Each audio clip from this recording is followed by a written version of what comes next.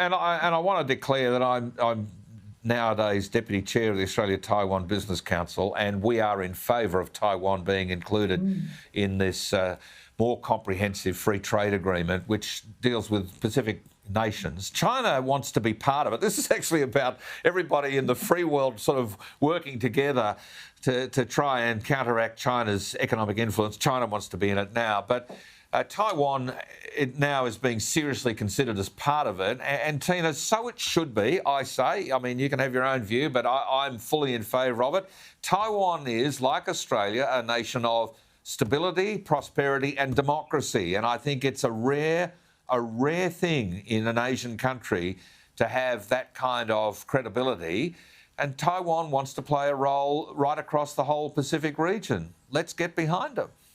Oh, it's a no-brainer, Gary. You know, of course we should get behind them 100%. And I think Dave Sharma, who's an experienced, diplomat, has come out and spoken for all of us in the last couple of days and said, you absolutely support Taiwan 100%. We all have to stand up to China on this and support a nation that is of great value.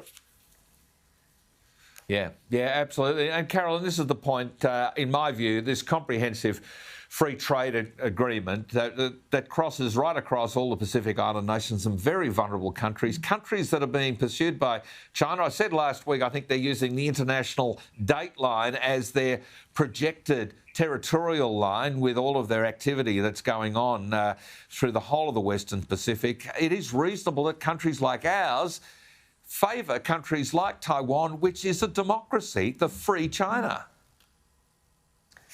Absolutely, Gary, and this is where we see the intersect between trade and regional security, and the more prosperous that we can make our neighbours, the better able they are to protect themselves, and it's better for just relations generally. You know, Taiwan is a very advanced economy.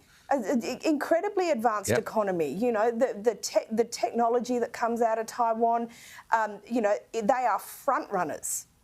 Why would we not want to have a free trade agreement so that we can essentially, I suppose, be front of the line for that sort of technology?